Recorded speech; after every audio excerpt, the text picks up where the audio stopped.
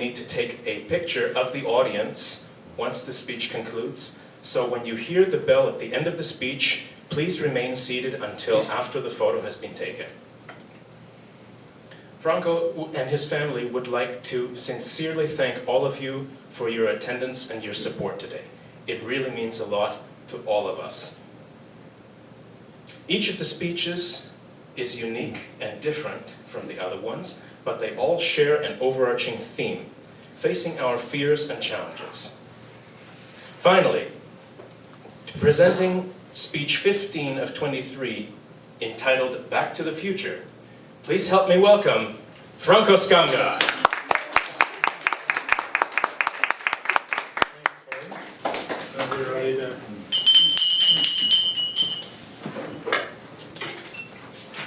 Thanks, Corey.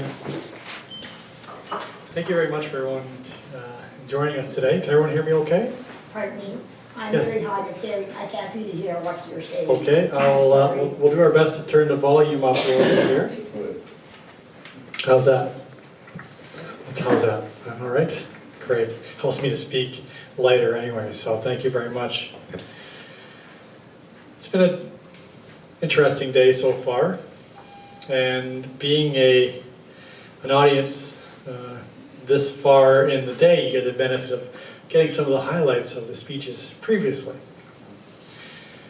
And of course, Corey mentioned this theme of facing our fears and facing our challenges. And of course, this fear of public speaking matches in no way to the fear that our loved ones, friends and family have when faced with something like cancer. That's the whole point of the event today, is to do this in support of those and the Canadian Cancer Society.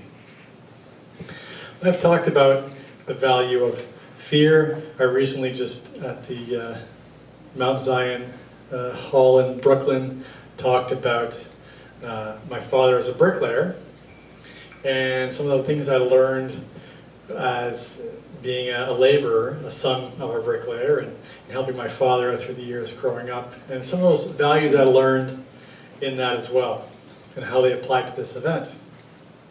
This one's a little different.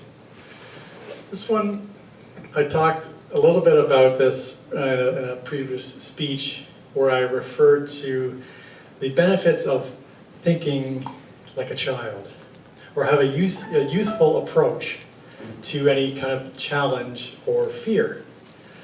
And I mentioned also that although I learned a lot from my children in learning how to keep a youthful approach, I learned a lot from my grandfather, who lived to be 101, who knew a lot about taking a youthful approach to life. In that vein, keeping things fun, I thought I'd do something different. Has anyone ever seen the movie? There's a movie, it was based in 1985, it's called Back to the Future. And for those who haven't, it's one of my favorite movies. Actually, I think it's one of the first movies my mother took me to see at the Odeon Theater downtown Oshawa. The first being Popeye, but that's a separate speech.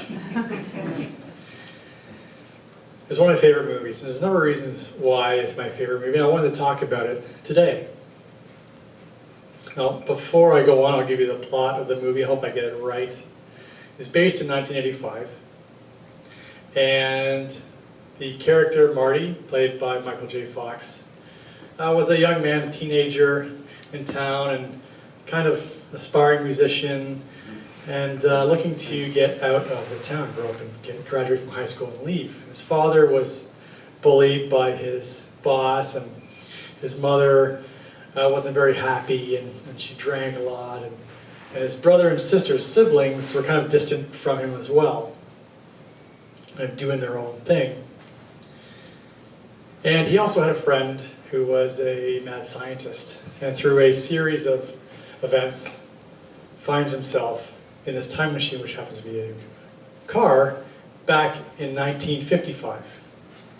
And back in 1955, he meets his teenage parents and tries to, in his way to try and get back to the future, tries to get them reconnected, because if they don't reconnect, then he doesn't exist. Long story short, he makes it back to the future, and things are different. he helped his father, his teenage father, in 1955, stand up to his bully, and have his mother meet his father in a more courageous light. So as he makes it back to the future, things are the same, but things are different. His father's no longer bullied, but he's still quirky as he was back in the original time. His mother, they're a lot more well off, but she still drinks a little bit, a little on the unhappy side. His brother and sister are a little more well off, they have successful jobs, but they're still pretty distant from him. And there's a lot of lessons, we think about movies and what we take away from movies. And one lesson I learned from that movie is that no matter what changes around us, we ultimately still remain the same. We're the same person we were back in, as in the movie back in 1985. His parents still actually, as people, remain the same type of person despite the circumstances around them. So no matter what they try to do in the lessons, no matter what you try and do to change your surroundings, you are still that person. And that's what I want to talk about today. I mentioned in another speech, in many ways,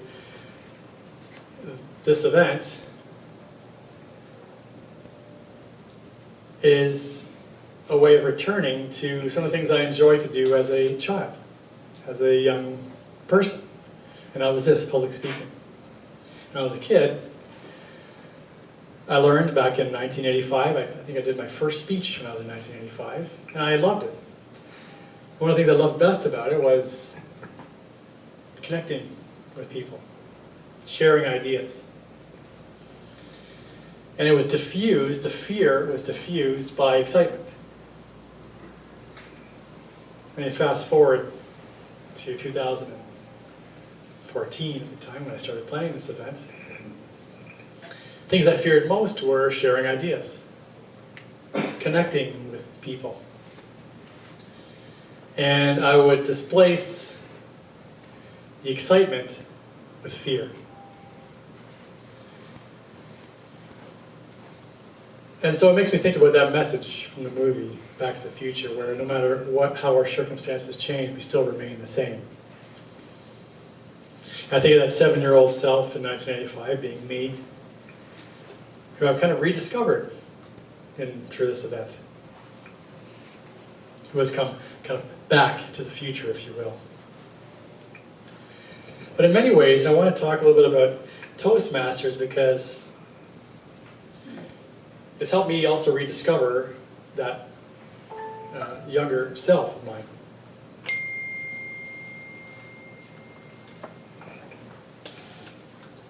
In Toastmasters, the first speech you do is called the icebreaker. And mine described how I was younger, I loved to do public speaking, and as I grew older, this joy of this enjoyment of connecting with people kind of became encased in fear. And so the icebreaker is appropriate. It's breaking out of that fear and returning to things that you enjoy doing.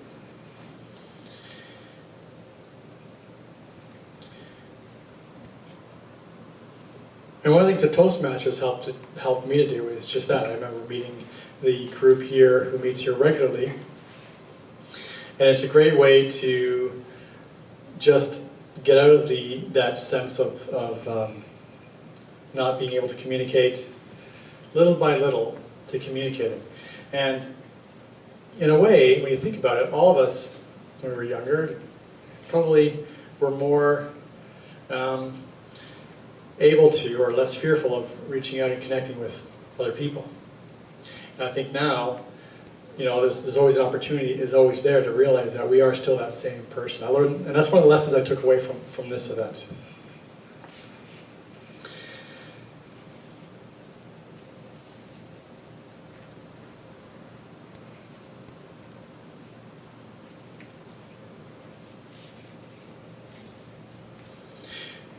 Most of the speeches or all the speeches that I do for the day, obviously this whole event is to raise money for the Canadian Cancer Society. This is an attempt that, whether I meet it or not, is for that cause. And see all the wristband, so that's great.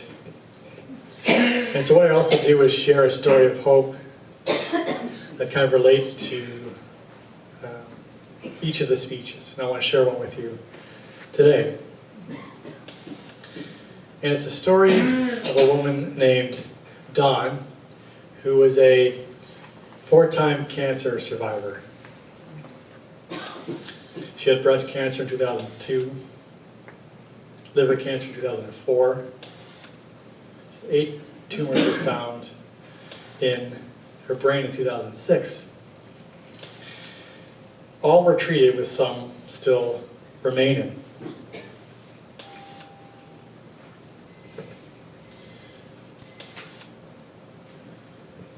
But she focuses her energy now in a similar type of event where she called it the hive honeys. And they get together and they call it, taking the sting out of cancer. So they do a relay for life, and they do that to raise money for cancer research. And it's a way for her to kind of reconnect with a previous self of hers. She said that cancer is not going to change who she is as a person. I think really that's the point that she was making. And she didn't want cancer to rule her life and define who she was. And it goes back to the message from the beginning, which was, despite our changing surroundings, we are always still that young person at heart. I want to thank you very much for taking the time to join me today. Thanks for coming to watch the speech and be part of this historic and charitable event. I wish you a wonderful afternoon. Thank you very much. Thank you.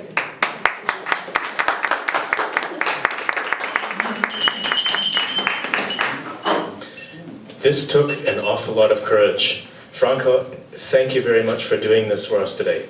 And I wish you the best of luck on your journey. Thanks so much, Troy. Thank you. So if everyone could just stay seated, we're going to take a picture. We'll hold that.